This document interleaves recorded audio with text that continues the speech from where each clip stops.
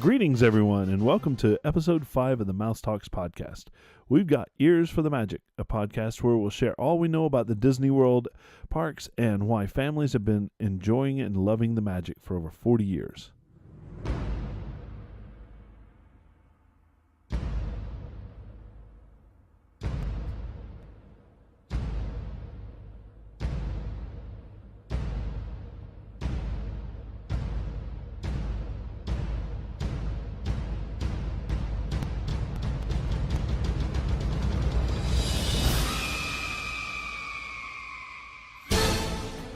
So I'd like to welcome everybody to the studio, and I'd like to introduce our STEAM panel tonight.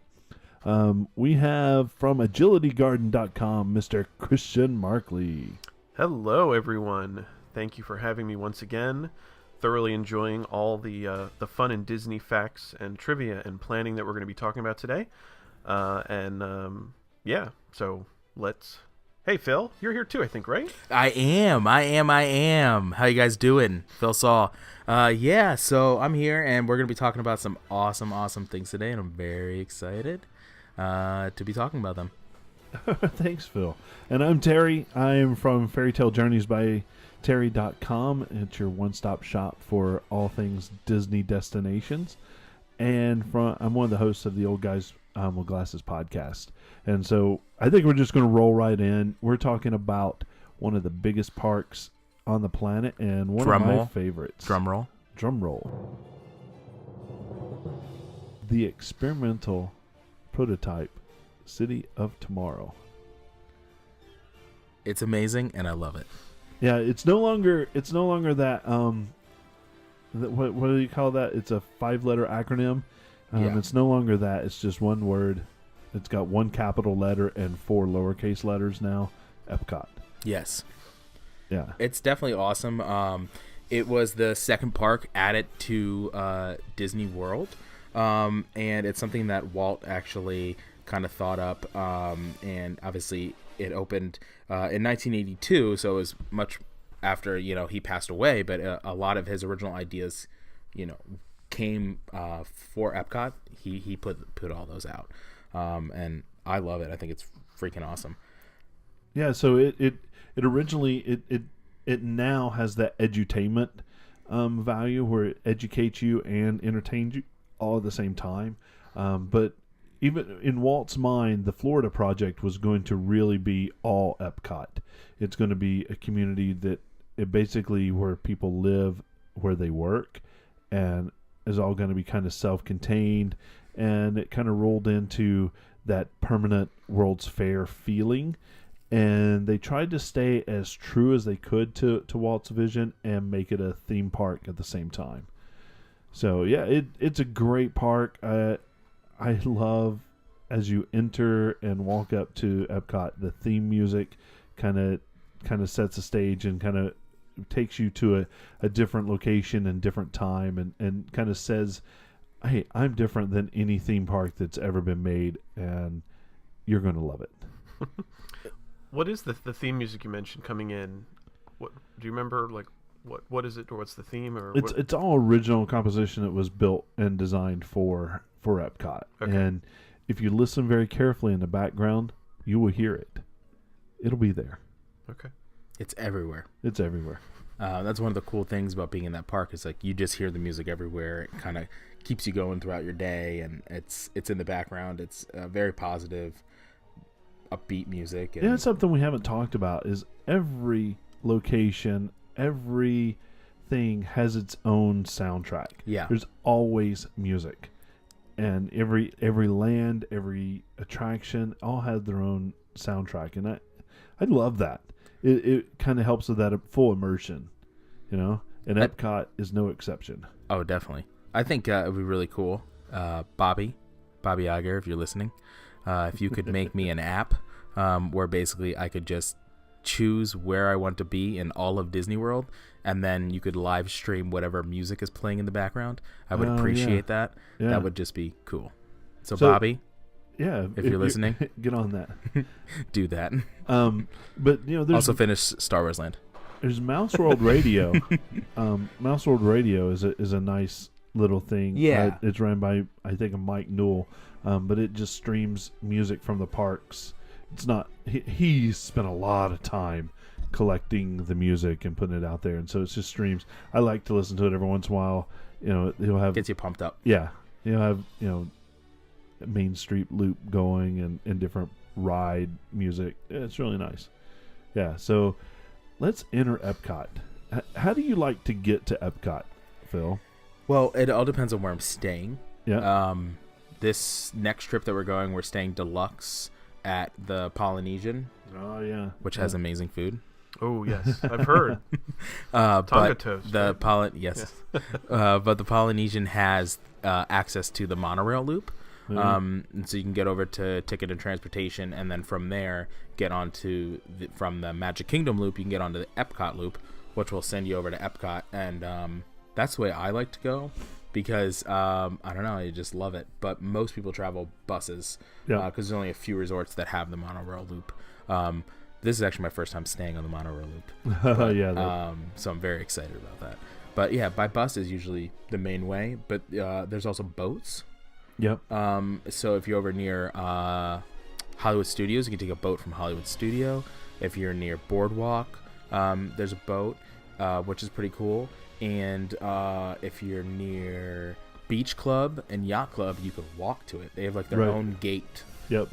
In the back Gateway, of the International Gateway. Wow. So that's one of the cool things about being at those resorts. You're literally in your resort, basically. It's only like 5 to 10 minute walk maybe max, and you're in there. You're in Epcot, and it drops you in World Showcase, and you don't have to take a bus or anything. So that's if you're an Epcot fan, or you're going for food and wine, or for the art festival, or staying at one of those resorts. They're harder to get into, but they're definitely resorts you want to look into. Right, the convenience factor is huge. So there's a lot of ways to get to Epcot. Boats. Yeah. So I like to. Here's a little hack, if you will.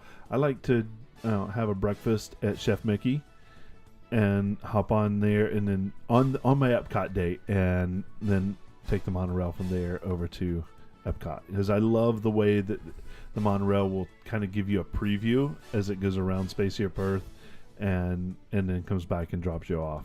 I really like that. That is awesome. Where's Chef Mickey? It's in the Contemporary. Oh, okay. Yeah, okay. Right on the. Okay. Yeah. On the Magic Kingdom loop. Kingdom. So you'll get on there to get a Ticket and Transportation, and then from Ticket and Transportation you'll hop on the Epcot loop, so you'll have to do a transfer, and then you can go to Epcot. Yeah. Okay. Yeah, monorail is by far the coolest way. So that's a really cool way to start your day. Definitely, because Chef Mickey's is amazing, and then you're already on the loop, so you just hop on the monorail, which is super fun. Then you can just take your bus back to your resort. It's like a mini ride. It's an attraction. It's a free attraction. It is. Yeah. It's awesome. You don't even have to go in a park. You can just get it's on great. Yeah, it's awesome. All right, so we go into Epcot. What do you see that's huge right in front of you? As it's called, the weenie, the big draw in. It looks like a big golf ball. Yep. Spaceship Earth. Yep. And how tall is that? It's like 15, 16 stories tall, right? It's huge.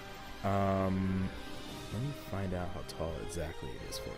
So not only is it a cool icon for the park, but it is a really neat attraction. And I'm going to go ahead and throw out a pro tip. Since it's right at the beginning of the park, don't do it first, because it generally will have lines in the early part of the day, and in the afternoon it has no line whatsoever, so you just walk on it. So don't be drawn in by it like a moth to the flame. Just go past it, enjoy the wonder of how big this massive ball is. Yeah, it's 180 feet tall. Yeah, so 18 stories. Yeah, it's awesome. Huge. I agree not to ride it right away. I think you should ride it. I think it's got some really cool history in there, some things about science and different inventors, and it's a really cool ride. I agree that you should wait, because most people later on in the day, they head to the second part of the park, which has restaurants and stuff like that, and so and they're usually eating dinner, and that's like a really good time to kind of sneak back and ride that ride. But I do agree. Agreed.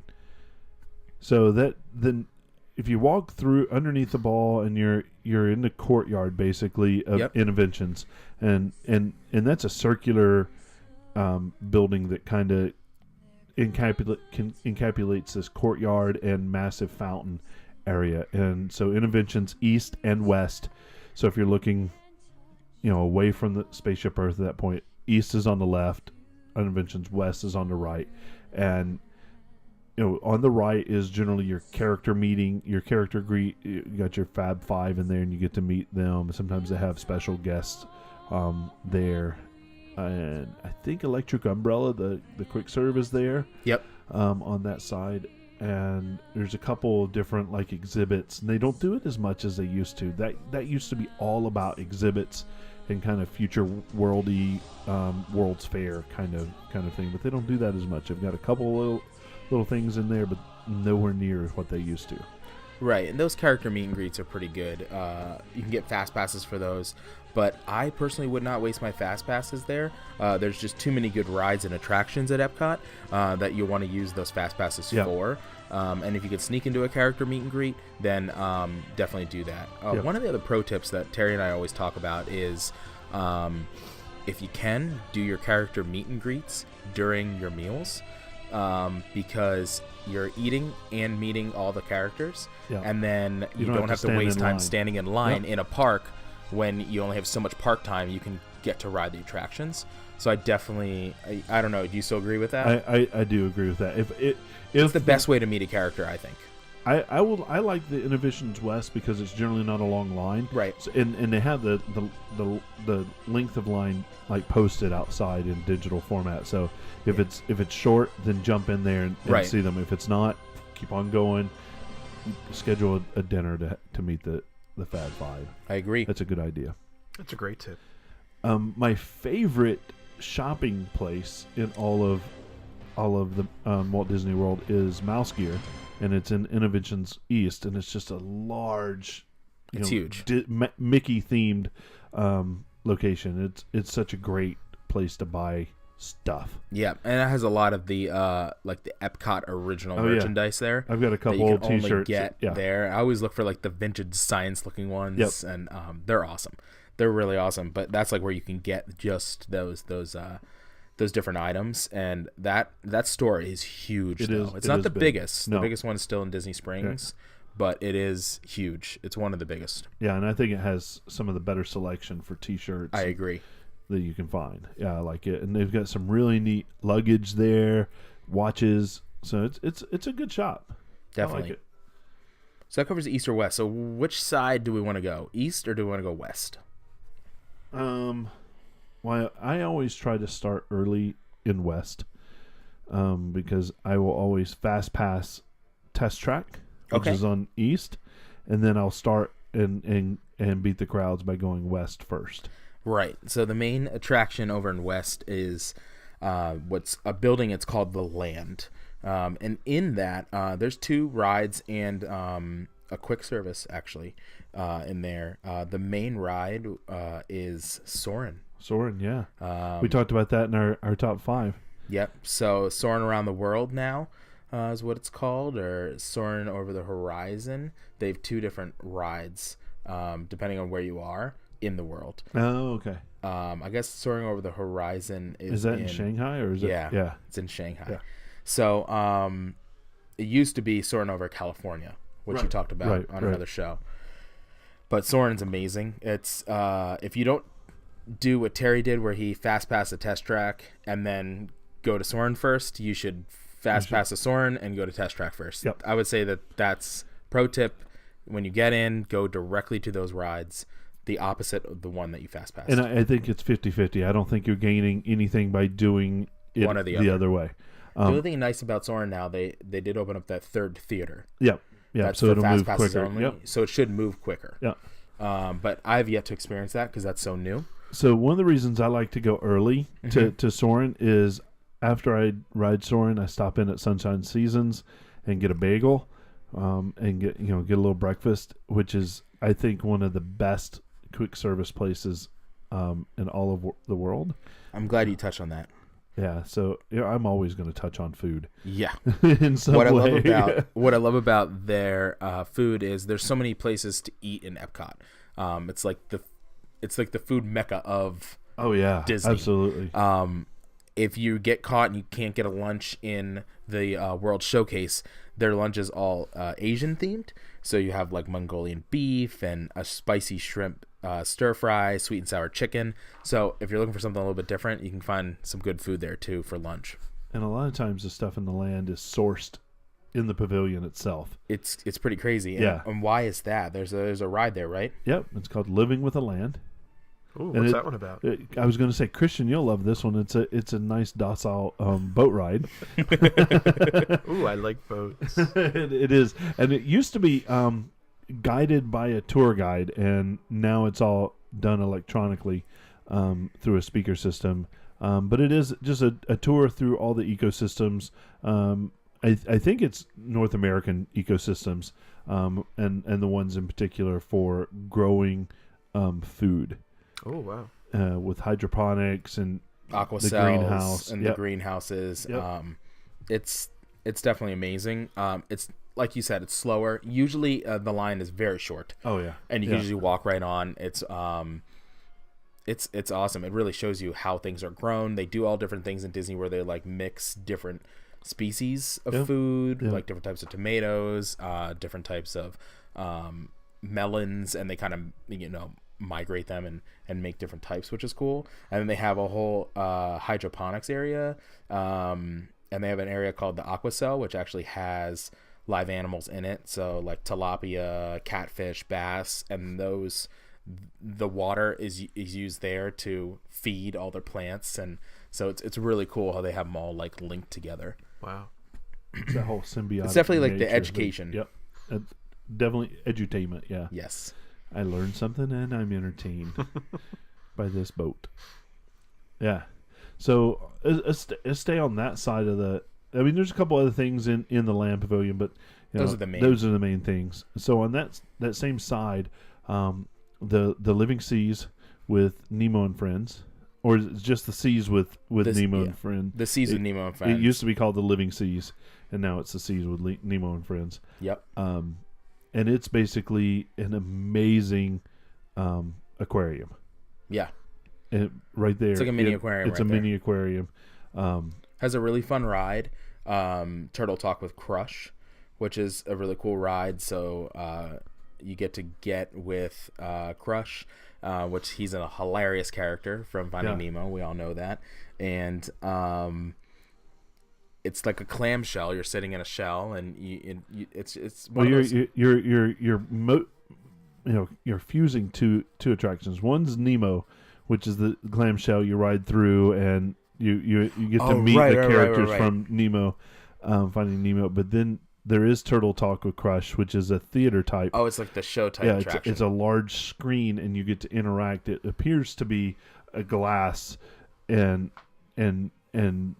Crush, which is the turtle that basically surfs in the ocean, interacts with you and gets to talk to the children. And actually, they call it the living character initiatives, where you can see his lips move. He's talking to you, and it's different every single time.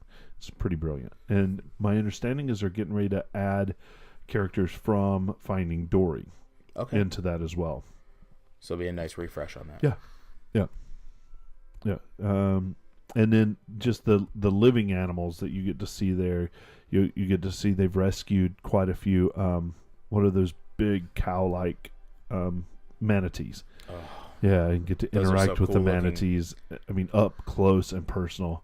And then see all the other animals in what used to be called Seabase Alpha, which is the aquarium side. Yeah. And that's the Seas with Nemo and Friends? Yep. With the live animals? Yeah. Okay. Yeah, it's pretty impressive. Yeah, looking at some notes here, it's about 5.7 million gallon aquarium. Yeah, it's one of the largest. Yeah, that's crazy. Yeah. It's amazing. Yeah. I love fish. Yeah. You do have the Coral Reef restaurant in there, which we talk about food. It's okay. It's cool to kind of, the restaurant is around the aquarium, so you get to see it has glass walls, so you get to see the aquarium. I think that's But the best part about it. Yeah, it's definitely It's the not best my part. No, first choice for food No. in Epcot at all. no, I would skip it. And, I would steer clear. yeah, if you've got 4 other ADRs in Epcot, then add that as a 5th. That's great, Yeah. but don't sacrifice one of the others to go there. No, there's too many options. Yeah, and on that side as well as Journey into Imagination, and that's an older pavilion that we don't have to spend a lot of time on. Matter of fact, let's just acknowledge that it's there. I think they have the Pixar shorts playing there now, so go see that. But other than that, skip on and let's move over to East. The little DVC tip, Disney Vacation Club, that I can give you is the Journey to Imagination, or the Imagination Pavilion, is what they're calling it now. The second floor of it is a 360 glass room, and last year for the 25th anniversary of Disney Vacation Club, they turned that into a lounge that only Disney Vacation Club members can go to. Free food, drinks, and you can go up into the lounge, get out of the heat. You get a 360 view of Epcot, so it kind of gives you, the videos that I've seen online look really neat. So if you're just kind of like going to Disney all the time because it's DVC and you just want to relax for an hour, you can go in there, sit down, get a drink, and get a good view. So because that building's older, like you said, they're trying to do other things with it. Because I don't know what they're going to do with it in the future. Who knows? Yeah. I mean, I love the pavilion itself. The look of it is very futuristic. I like it. Mm-hmm. And always check out the dancing fountain out front. Yeah. The water that just dances around. It's really kind of cool. But other than that, Yeah. spend 3 I minutes. mean, if you only and have go. one day in Epcot, I would not go there. Nah, In my opinion. yeah, Just there's other things to see. look at the Yep. building and move on. Agreed. All right, let's jump over to East.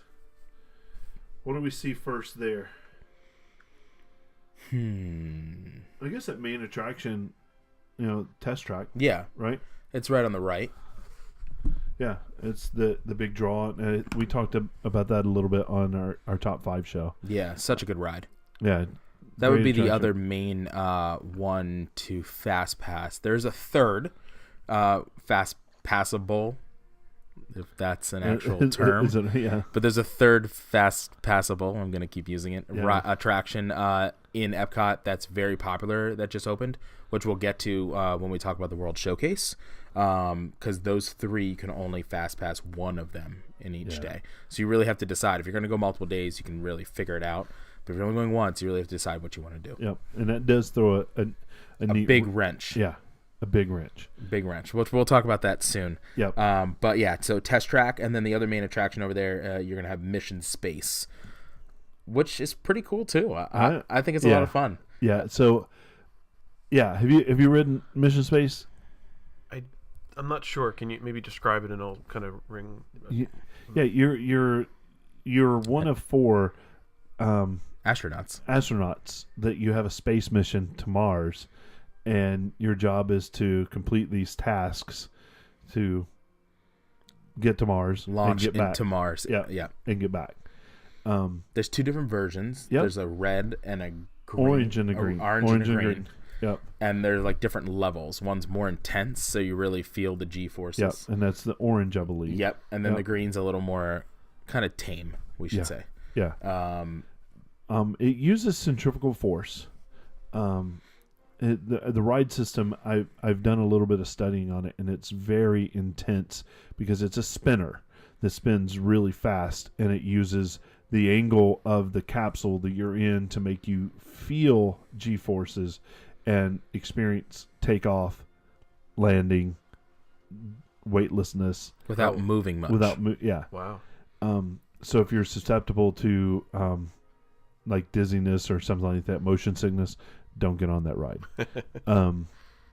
Do the other one, and you won't experience it. I mean, you get to experience some of the thing, but it's not nearly as intense. Now, my wife, who doesn't like thrill rides, will ride the more hardcore one. Oh, really? So she's interesting. really weird. Yeah, that is weird. Well, But, she married yeah, you. she so. just that's true. Yep.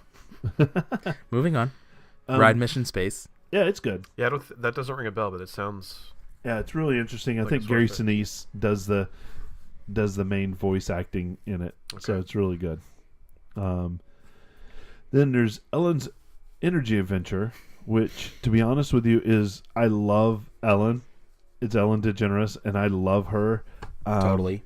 But I think it's going to go away. The rumors has it going down and becoming some kind of Guardians of the Galaxy attraction, which would be amazing. Yeah, that's such a popular franchise right now. Give me Star-Lord any day of the week. Right?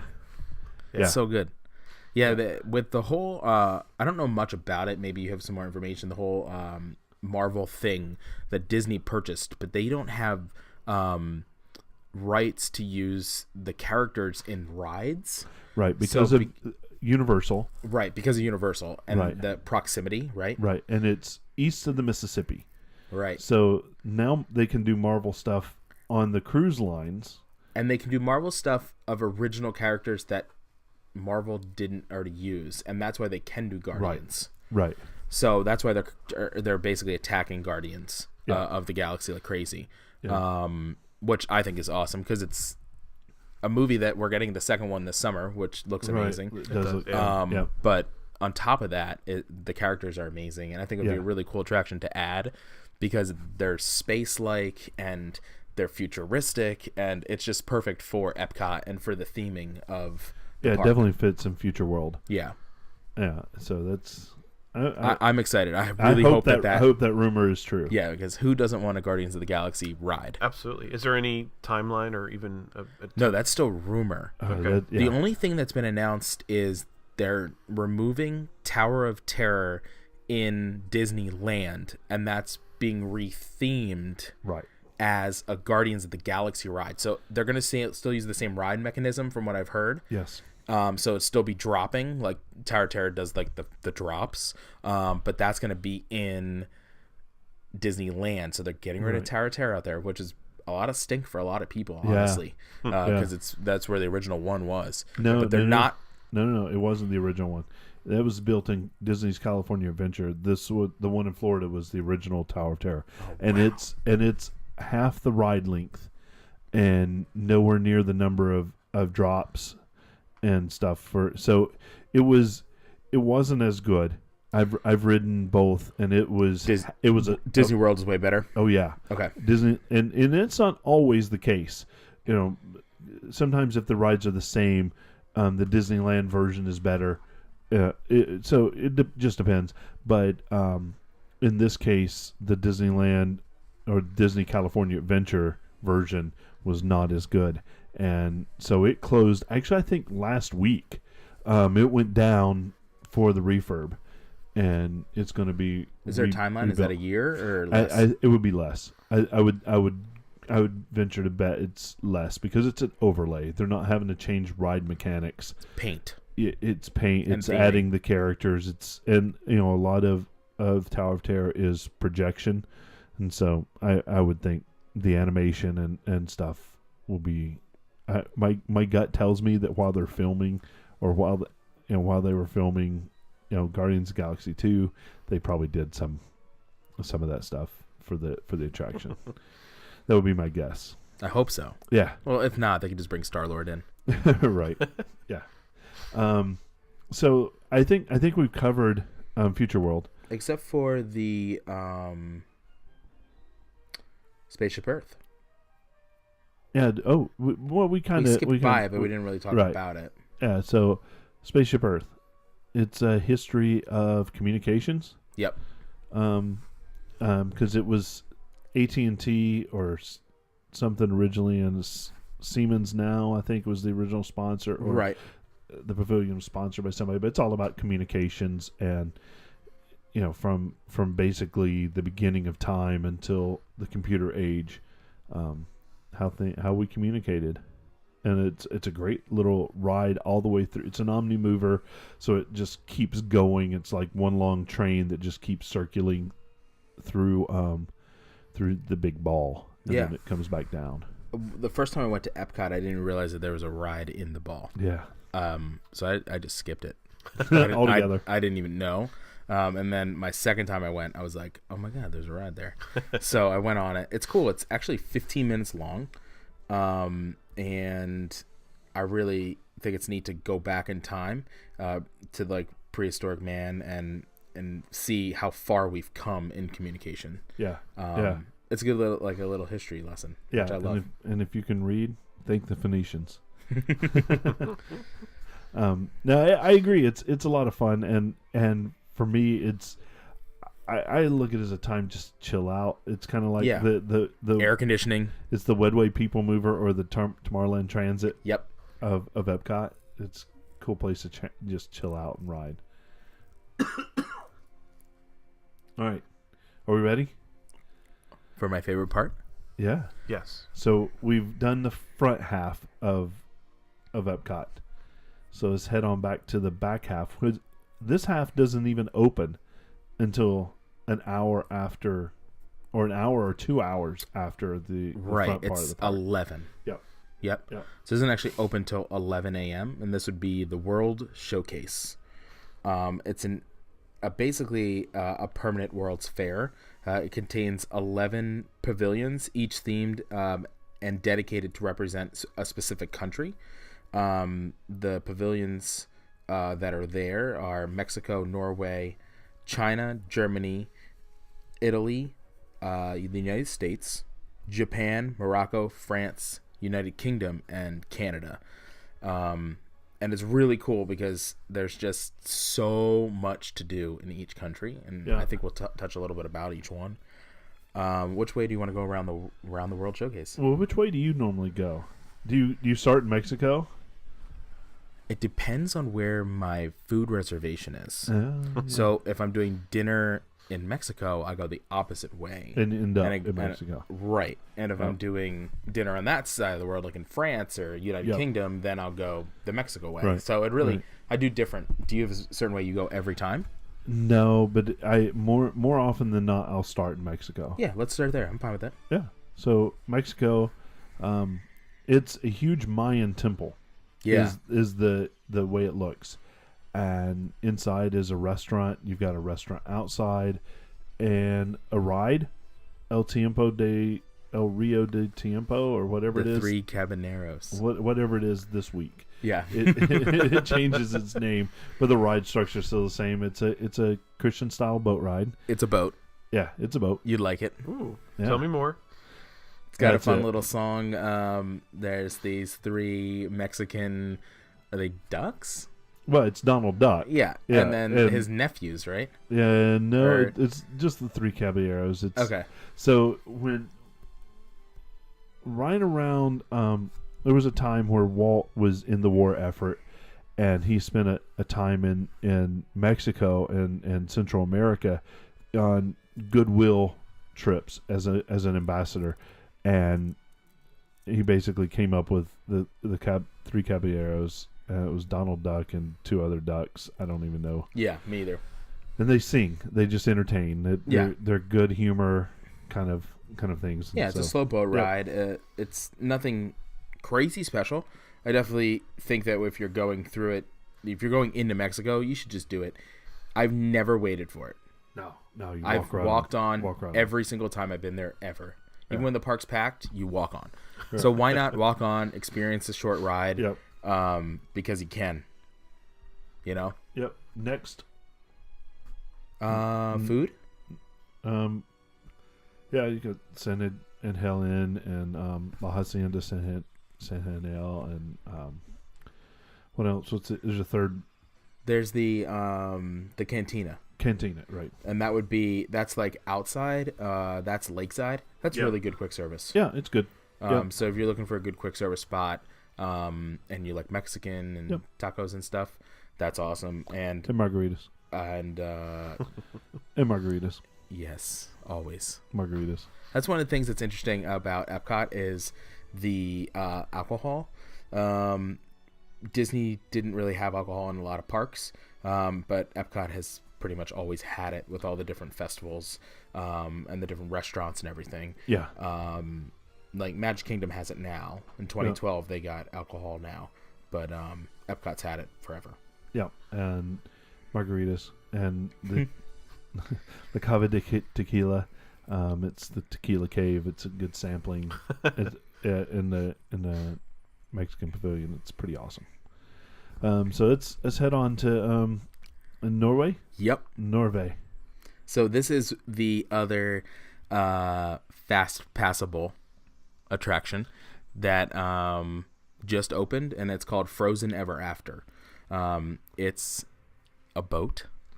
So Christian can Another ride. boat. Well, it's borderline thrill. It is. It has some drops. Yeah, it has. You won't get soaked or anything. No. But it used to be what's called Maelstrom, which was basically the history of Norway. Yeah. Pretty much. Yeah. And now Frozen has taken over all of Disney. Yeah, But Frozen has taken over Maelstrom, which Maelstrom I loved. I really thought it was a cool ride. But it's the exact same ride, and all it was like Terry said, it's an overlay. So they repainted it. They threw new animatronics, which look amazing. Yeah. And those new animatronics are like all the Frozen characters, and then Elsa sings to you. And one of my favorite parts, I'll give it away, is you go up a little hill, and you actually go backwards in the ride on the boat for a little bit, which is cool. As she sings Let It Go. Which is pretty awesome. Yeah. That's cool. So you actually drop down backwards, down like a little hill, so you don't see it coming because you're in the dark, and then she's singing Let It Go, and it's cool, and then you turn back around to enter out. So there's a little portion where you're actually going backwards. Oh, cool. Which is really neat. But in my opinion, if I was going to Epcot in one day, I would fast pass that ride, only because it's a 3 to 5 hour wait every single day. So I would fast pass that and then run over to Test Track. So I Soarin'. would do exactly the opposite of that because all of World Showcase isn't open except for Frozen Ever After. So you can get on. I would get online that first thing and fast pass one of the other attractions. I guess you're gonna really be there in a couple weeks, so you'll be able to test out that theory. I'm testing out that theory instead of going to Test Track or Soarin'. Yep. You're going to go right to Frozen, hopefully. And if that's what you decide to do, then you can tell us how that works out for you. And my theory is after I do that, I will leave World Showcase, go back to Future World, and do the Fast Passable and Test Track. Right. Yep. That's my theory. But we definitely want to see... Use my term, by the way. I know, right? I think it's... Fast Passable. Fast Passable. I think that's going to be... Hashtag Fast Passable. We have to be careful, though, because sometimes I'm not sure if it's like, don't waste your Fast Pass on it, or you definitely want to use it on it. So is it Fast Passable, like, don't do it? It's Fast Passable, meaning make sure you Fast Pass it. Make sure you have to use a Fast Pass for it. Fast Pass, yeah. And you also get to meet Anna and Elsa in the Summerland resort, or whatever. Summer House. Mm-hmm. Yeah. Last time we were there, Frozen had just been out, and it was 5 hours to meet them in Magic Kingdom. They started out in Norway, but they moved them to Magic Kingdom, and that's where they used to have like people waiting at rope drop, and then crowds of people. They had to walk them into the park. Yeah, because kids wanted to meet the princesses. Because when it first came, it was in Norway, and they didn't have a place for them that could handle it. And literally, we went there first thing in the morning, and it was 5 hours by the time we got there. Just to meet. And we did that at rope drop. I mean, that was just to meet Anna and Elsa. Wow. Did you skip it? Hell yeah. Okay, good. Yeah. So my sister just got back, and they did the Frozen Ever After ride. They fast passed it and liked it. But Elsa and Anna wait was like 10 minutes at one point. And they just walked in, and they were like, this is awesome. The summer house is built for that now. Exactly. They can really move them through. Yep. And then the main dining there is Akershus. Yeah. It's the Royal Banquet Hall. Yep. Well, what's great about this is it's a Disney princess meet and greet. Yeah. So all the main princesses. Yeah, you get to see them all. Yep. So if you need a place to see all the princesses and take pictures, that's your one-stop shop. Yeah. We've done it every time. And it's a good meal. Yeah, it's a good meal. Yep. So, just for kind of sake of time, we kind of hit those two, China, the movie, and dinner. Nine Dragons. It's okay, but it's nothing. Get Chinese at home, in my opinion. Yeah, you get better Chinese. The the quick serve is not bad actually in China. So if you're wanting to do lunch, Right. do the quick serve there. But I like your idea of doing the quick serve in Sunshine Season in the land because you get the Asian food there. So skip that. But go see the movie, and they sometimes have the Chinese acrobats. Which that's cute. Out, which is great. It's good. It's a good diversion, if you will. There's no, E D. It's not a must C, do in my B. opinion. It's an A ticket. Yeah. To do the movie, but you should do it. Then we got Germany. Germany beer garden is awesome. It's one of my favorites. Yeah, so it's a good place to have good German food. It's a buffet. The band. The live band. Good is beer. Great dancing. They do a lot of good stuff for the kids. That's really it for Germany. Yeah, there's just some shopping. At every country, there's shopping for different things that are based upon that specific country and things that you can get from that country. They import them in, which is neat. Right. And the cast members are all from that country as well. So that's kind of cool. Is there a secret ride in Germany? Nope. No. Yeah, okay. No. Yeah, the first two have rides. And then... that's it. Yeah, that's it. That's it. Wow. Yeah. Germany doesn't have a movie. Italy doesn't have a movie that's got a couple restaurants in it. Yeah. Decent some shopping. Italian food. Yeah. And shopping. The American Adventure is amazing. The story, it's kind of Hall of Presidents-ish, but more history of America. Okay. But if you get a chance to see Voices of Liberty in the American Pavilion, 100% do it. Chills. Oh my God, they sing in the rotunda, and it's just the acoustics in there and their voices. It's an a cappella group, and they sing American music. American music. Yeah, traditional. I American remember music. that. I remember doing that at nighttime. And if you can sit on, they always get you to sit, and people sit. Yeah, sit. Because the acoustics in that room are just incredible, and if you can sit near the center. Yeah, I get chills every single time. Yep, absolutely. It's a must do for me 100% of the time. I agree. And I will a lot of times backtrack to see it again. Yeah. Later on, and then jump forward again. Yeah, check the show times before you go because it's amazing. What was that called again? Voices of Liberty. Voices of Liberty. Okay. If you don't do anything else, do that. Wow. I'm with you. Yep. Japan. Yeah. Yeah. Teppanyaki is a great restaurant. Yeah. It's kind of your Benihana, kind of hibachi. Yep. Yeah, it's really good food. And they have a really interesting shopping, like department store type thing there. Yep. With some really fun things that kids can do. Lots of toys, lots of things from Japan, obviously. But yeah, I definitely recommend stopping in Japan. There's a lot to do there. Yep. And it's a cool place to see illuminations, which is getting ready to say that. Fireworks. Yep. So. Yep. And France is coming up. Morocco. Yeah. Again, decent quick service, decent table service. I've never done the table service. I've heard good things, but I've never done it either. Yep. So I would say like decent. Yep. Nothing like you have to do it, otherwise you're wasting your time. Right. But it's beautiful. Cool. Yeah. It's beautiful. A lot of shopping. So walk through and the cool thing about the Moroccan government spent a lot of money to make it look really good, and they spent a lot of time and money to. It's the most expensive pavilion in World Showcase.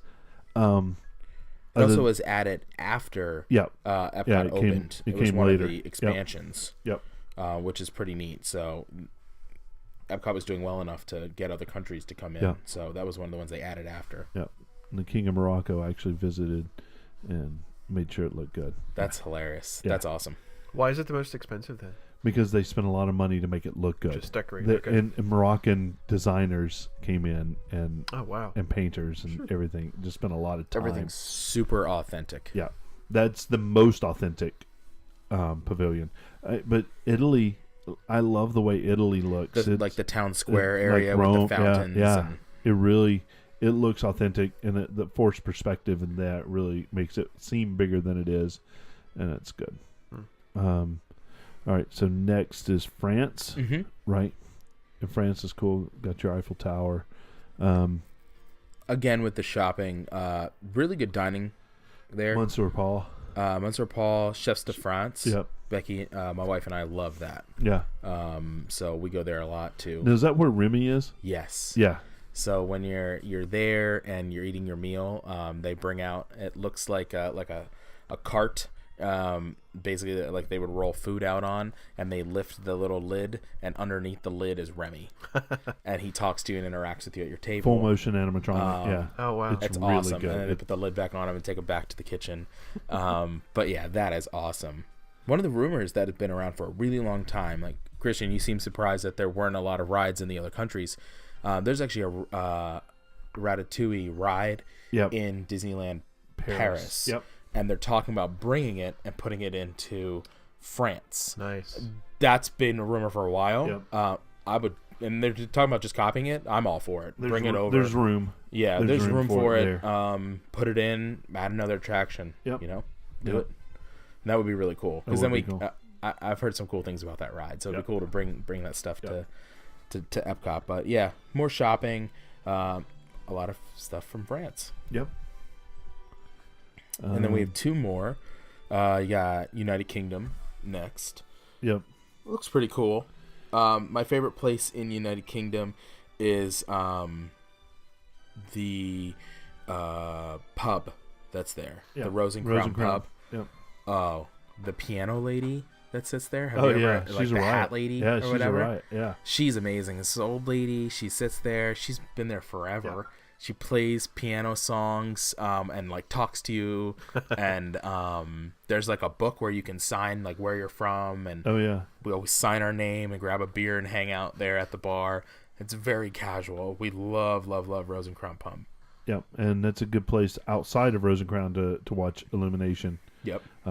If you can get a dinner reservation at the restaurant side of that and get it outside for Illumination, that's a great place to do it.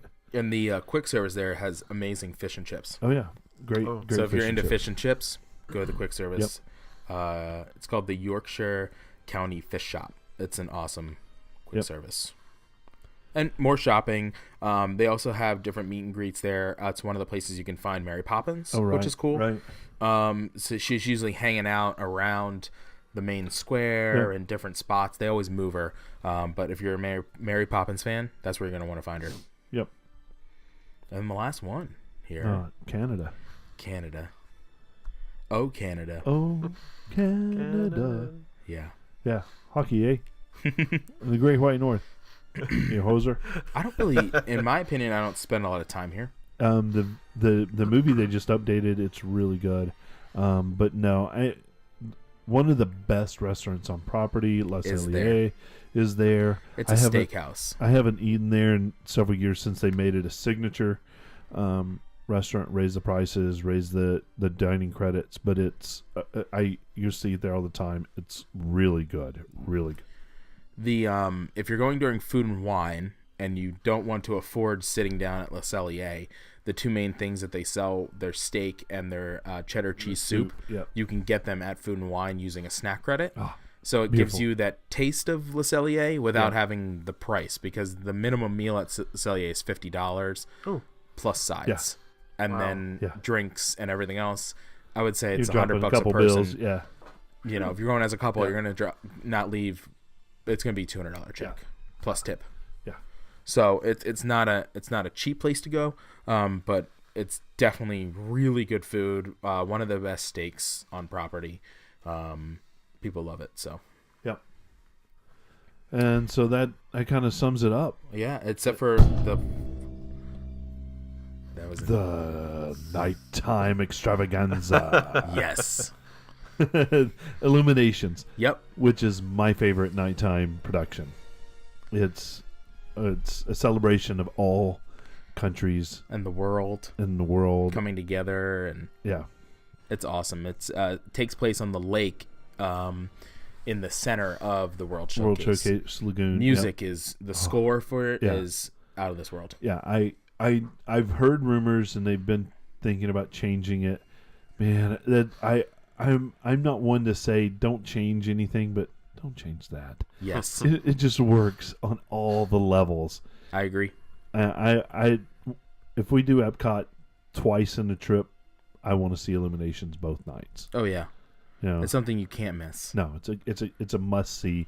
The cool thing is it's a 360-degree show, so anywhere around World Showcase Lagoon is a perfect place. Yep. As long as you can see the center of the lagoon, you're golden. And the fireworks and lasers are awesome. So, and if you go to on a major holiday, the fireworks are even bigger. Like July 4th, they call it World War III. Yeah, we went for the anniversary in 2012 of the park opening. Yeah. And I remember showing that video to you. It's the same fireworks thing at the end. Crazy. It literally sounds like just cannons are going off. It's insane. You feel it in your heart.